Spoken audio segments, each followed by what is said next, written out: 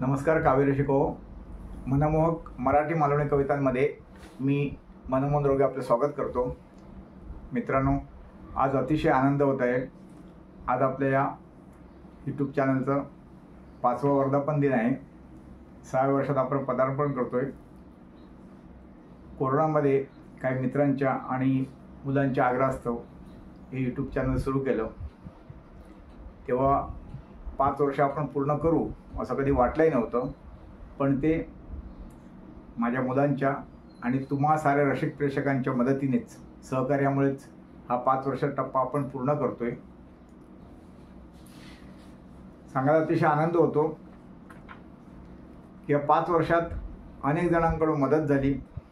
सगळ्यांची नावं घेतली तर क्लिप खूप लांबेली. त्या सगळ्यांचे आभार मानतो. आतापर्यंत आपण याच यूट्यूब चॅनलवर कवितांचं असून सुद्धा चॅनल काही लेखाचं वाचन केलं आहे, निबंधाचं वाचन केलं आहे. एक स्वातंत्र्य सावरकरांनी लिहिलेलं पत्र वाचलेलं आहे, जे सर्वोत्कृष्ट ठरलं होतं देश विदेशातील पत्रात. असं पत्र आहे. काही निबंधही झालेत. तसंच काही क्रिकेटर्सवरच्या कविता. पहिली धोनीने जेव्हा कसोटीतून निवृत्ती घेतली तेव्हा धोनीवर कविता मी लिहिली. त्याच रात्री मला खूप वाईट वाटलं, धोनीला आता कसोटी खेळताना बघता येणार नाही म्हणून. तेव्हा लिहिलेली होती ती लगेचच सादर केली दुसऱ्या दिवशी. नंतर मग सचिन तेंडुलकरवर कविता लिहिली होती त्याच्या 50व्या वाढदिवसाला, आणि एक पत्रही लिहिलं होतं सचिनला. ते दोन्ही त्याला मिळाल्यानंतर महिन्याभराने त्याने स्वतः सचिनने पत्र पाठवलं आभाराचं.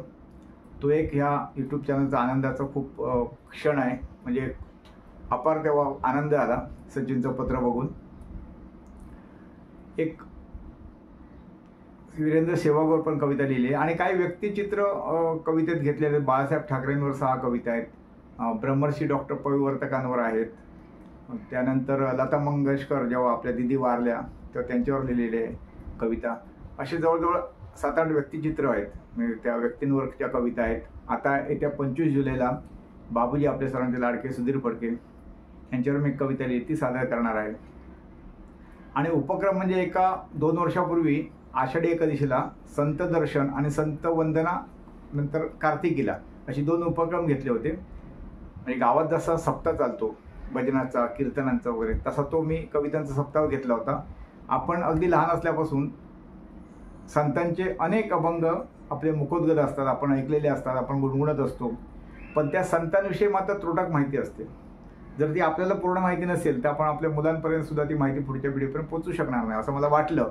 आणि मी संत साहित्याचा म्हणा किंवा संतांचाच जीवनाचा थोडासा अभ्यास केला, वाचन केलं. आणि एका उपक्रमात म्हणजे संत दर्शन, संत वंदना या 2 उपक्रमात 7 संत घेतले आणि प्रत्येक संतांची महती आणि माहिती सांगितली. आणि त्यांच्या संतांवर अभंग, संतांच्या जीवन कार्यावर अभंग लिहिले मी स्वतः, तर ते सादर केलेले आपण. त्यानंतर नवरात्रीत आपल्याला फक्त हे जे गरबा खेळतात तेवढंच माहिती नाही, देवी असते, पण नवदुर्गा कोणत्या ते माहिती नसतं. बऱ्याच लोकांना कळत नाही, आपल्या मुलांना सांगता येत, आपल्याला येत नाही. तर त्या नवदुर्गांचा अभ्यास करून त्या नवदुर्गांवर नवाक्षरी कविता लिहिल्या, अष्टाक्षरी कविता लिहिल्या होत्या. पूर्ण अष्टाक्षरी, प्रत्येक देवीवर अष्टाक्षरी कविता लिहिल्या होत्या. आणि त्या नवदुर्गातल्या उपक्रमात आपल्यातल्या नवदुर्गांनी, आपल्यातल्या 9 महिलांनी कविता सादर केल्या होत्या. नंतर आता डिसेंबरला जी विधानसभा निवडणूक झाली महाराष्ट्राची, तेव्हा त्याआधी राजकीय कविता माझ्या ह्या चॅनलला बऱ्याचशा आहेत. मी वृत्तपत्र लेखन करत असल्यामुळे आणि वृत्तपत्र लेखनात स्पष्टपणे लिहित असल्यामुळे राजकारणावर, समाजकारणावर तितकीच स्पष्टता कवितेमध्ये आलेली आहे. आणि मी नेत्यांवर किंवा राजकारणावर चालू घडामोडीवर बऱ्याच कविता लिहिल्या, त्या आहेत चॅनलला. पण विधानसभेच्या निवडणुकीत खास एक निवडणूक विशेष असा एक उपक्रम आपण घेतला होता. आणि 1 दिवसाआड जवळजवळ कविता अशा 14-15 कविता डिसेंबरला सादर केल्या होत्या. असं 4 उपक्रम आतापर्यंत झालेले आहेत. प्रत्येक उपक्रमात काही मित्रांनी, घरचे तर आहेतच मुलं वगैरे, पण मित्रांनी वगैरे मदत केलेली आहे. कविता म्हटलेल्या आहेत, कविता निबंध सादर केलेले इतरांनी. त्या सगळ्यांचे आभार मानतो.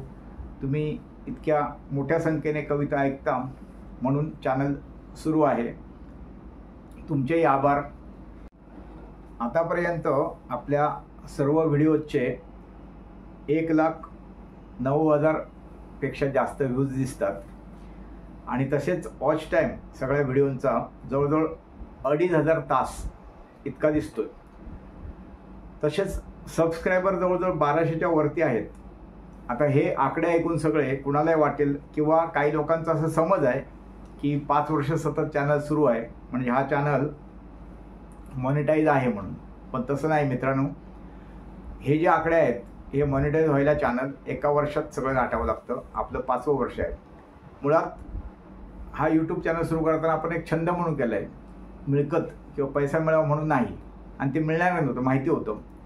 पण काही लोकांचा असा समज होतो की इतकी वर्ष का उगाच चालवत आहेत चॅनल, 5 वर्ष चालतोय म्हणजे काहीतरी पैसे मिळत असतील म्हणून एवढं खुलाशाने सांगतो. बऱ्याच लोकांना त्याची माहिती आहे.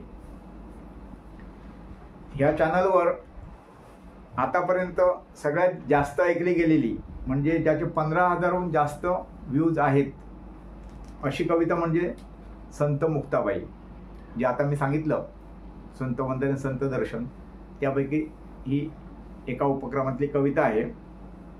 तसेच रसिक श्रोत्यांचे प्रमाण सर्वाधिक मुंबईचे आहे, तर त्यापाठोपाठ नागपूर, पुणे, ठाणे आणि त्यानंतर कॅनडा. आता तुम्हाला कॅनडात कसं काय, तर कॅनडामध्ये आमच्या स्नेही सौ प्रियांका शिंदे जगताप ह्या राहतात. त्या कविता ऐकतात. माझं वृत्तपत्र लेखन फेसबुकवर वाचतात, त्यांना मी पाठवतो आणि ते नेहमी प्रतिक्रिया देतात. या देवींच्या उपक्रमात नवरात्रीचे त्यांनी एक कवितासुद्धा सादर केलेली आहे.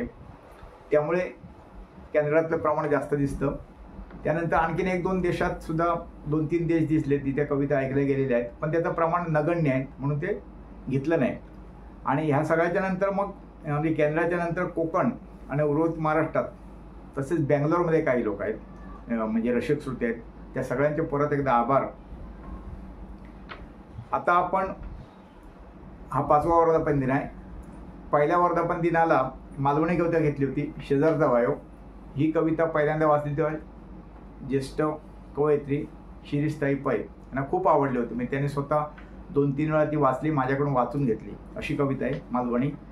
दुसऱ्या वर्धापन दिनाला घेतलं होतं माणूसही यंत्र झाला. ही एका उपक्रमात म्हणजे एका स्पर्धेत प्रथम क्रमांक विजेती कविता होती. त्यानंतर तिसऱ्या घेतलं होतं पण हे तुम्हाला कसे ठाऊक असणार, पण हे तुम्हाला कसं ठाऊक असणार. चौथ्या वर्धापन दिनाला गतवर्षी कसा तरीच होता ही मालवणी कविता घेतली होती. आणि आज आपण जी कविता ऐकणार आहोत त्या कवितेचे शीर्षक आहे निरोप. आता निरोप शीर्षक ऐकून तुम्ही असं समजू नका मी तुमचा निरोप घेतोय, आपला उपक्रम हे सुरूच राहणार आहे.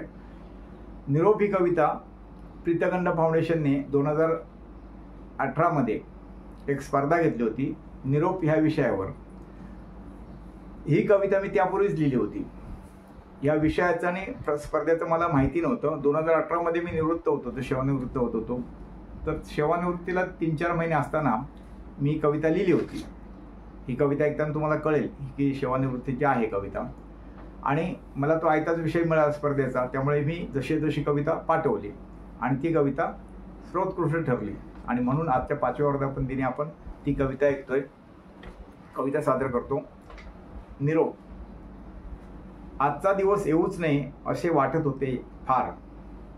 आजचा दिवस येऊच नाही, निरोपाचा दिवस. आजचा दिवस येऊच नाही, पण आता एक कविता सादर करताना आजचा दिवस आला त्याचा आनंद वाटतोय. हा भाग वेगळा. आजचा दिवस येऊच नाही असेच वाटत होते फार. तुम्हाला सोडून जाऊच नाही असे वाटत होते यार. तुम्हाला सोडून जाऊच नाही असे वाटत होते यार. पण काय करणार, आयुष्याचे टप्पेच असतात ना 4. पण काय करणार, आयुष्याचे टप्पेच असतात ना 4. सारखे असते पुढे सरकायचे, एक टप्पा करत पार. सारखे असते पुढे सरकायचे, एक टप्पा करत पार. दिवस सुखाचे असतात जादूचे. दिवस सुखाचे असतात जादूचे. मखमली पंख लावून उडण्याचे. मखमली पंख लावून उडण्याचे. आयुष्याच्या संध्याकाळी आठवायचे. आयुष्याच्या संध्याकाळी आठवायचे. पुन्हा पुन्हा हवे वाटणारे बालपणीचे. पुन्हा पुन्हा हवे वाटणारे बालपणीचे. दुसरा टप्पा विद्यार्थी दशेचा. दुसरा टप्पा विद्यार्थी दशेचा. बाल ते तरुण मधला पौंडंग अवस्थेचा. दुसरा टप्पा विद्यार्थी दशेचा. बाल ते तरुण मधला पौंडंग अवस्थेचा. स्वप्नात रंगून स्वप्ने बघण्याचा. स्वप्नात रंगून स्वप्ने बघण्याचा. स्वप्ने खरी करण्या झटण्याचा. स्वप्ने खरी करण्यास झटण्याचा.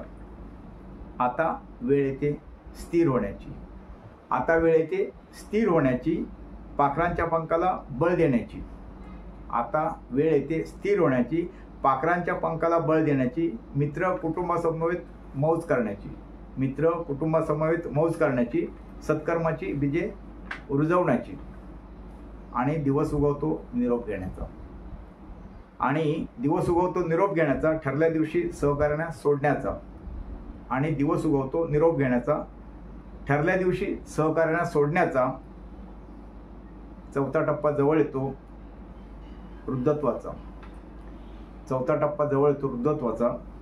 कृतज्ञतेने काळाच्या स्वाधीन होण्याचा. कृतज्ञतेने काळाच्या स्वाधीन होण्याचा. चौथा टप्पा जवळ येतो वृद्धत्वाचा. कृतज्ञतेने काळाच्या स्वाधीन होण्याचा. धन्यवाद. माणसाच्या आयुष्यातले 4 टप्पे आहेत. ह्या कवितेला जेव्हा पारितोषिक मिळालं होतं, योगायोगाने त्याच वेळी अभिजित राणे युथ फेडरेशन ही जी संस्था आहे, ती वृत्तपत्रात जी आमची पत्र प्रसिद्ध होतात सामाजिक राजकीय विषयावर, त्याची स्पर्धा घेते. 2017ची गोष्ट आहे ही. 18 कवितेचा पारितोषिक मिळालेलं आहे. आणि 2017मध्ये ज्या वर्षाभरातली पत्र होती त्या माझ्या पत्राला तिथे सर्वोत्कृष्ट पारितोषिक मिळालं होतं. त्यामुळे ते 2018मध्ये दिले गेले जुलैला.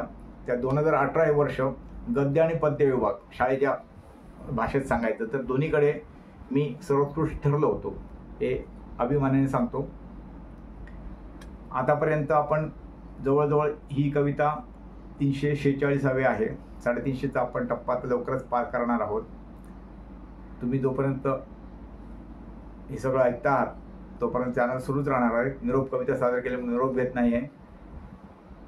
यापुढे अशीच तुमची सगळ्यांचे सहकार्य मिळू देत. पुन्हा सर्वांचे एकदा आभार. आता परत भेटूया आपण एक नवीन कविता घेऊन पुढच्या आठवड्यात. धन्यवाद.